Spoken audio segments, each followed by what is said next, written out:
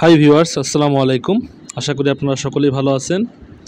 তো স্ক্রিন দেখে আপনারা বুঝতে পাচ্ছেন আমি এই ভিডিওটি কী নিয়ে তৈরি করেছি। তো বাংলাদেশ এবং পাকিস্তানের মধ্যকার যে টেস্ট ম্যাচ অনুষ্ঠিত হওয়ার কথা, বাংলাদেশের যে টেস্ট স্কোয়াড সেটি ঘোষণা করা হয়েছে। সাকিব আল হাসান দলে থাকবেন কি থাকবেন না সেটি নিয়ে একটি গুঞ্জন চলছিল বিভিন্ন মিডিয়ায়। অবশেষে সাকিব আল হাসানকে স্কোয়াডে রাখা হয়েছে। যারা স্কোয়াডে আছেন তাদের যে তালিকা সেটি স্ক্রিনে দেওয়া রয়েছে, আপনারা নিশ্চয়ই দেখতে পাচ্ছেন। সেখানে রয়েছেন ক্যাপ্টেন হিসেবে নাজমুল হোসেন শান্ত, মাহমুদুল হাসান জয়, জাকির হাসান, সাদমান ইসলাম, মমিনুল হক, মুশফিকুর রহিম, সাকিব আল হাসান, লিটন কুমার দাস, মিরাজ, তাইজুল ইসলাম, নাইম হাসান, নাহিদ রানা, শরীফুল ইসলাম, হাসান মাহমুদ, তাসকিন আহমেদ। এছাড়া রয়েছেন সৈয়দ খালেদ আহমেদ। তো বাংলাদেশ এবং পাকিস্তানের মধ্যকার ম্যাচ অনুষ্ঠিত হওয়ার কথা এই মাসেই।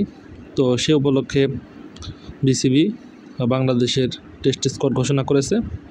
সেখানে নাজমুল হোসেন শান্ত তাকে অধিনায়ক হিসেবে ঘোষণা করা হয়েছে।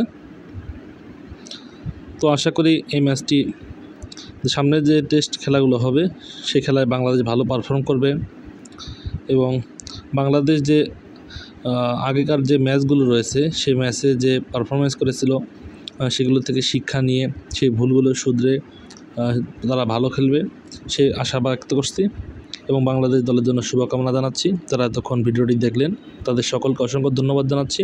নতুন নতুন আপডেট পাইতে আমার সাথেই থাকুন এবং আমার যে ইউটিউব চ্যানেল রয়েছে জুলকার পয়েন্ট সেটিকে আপনারা অবশ্যই সাবস্ক্রাইব করে দেবেন। আসসালামু আলাইকুম।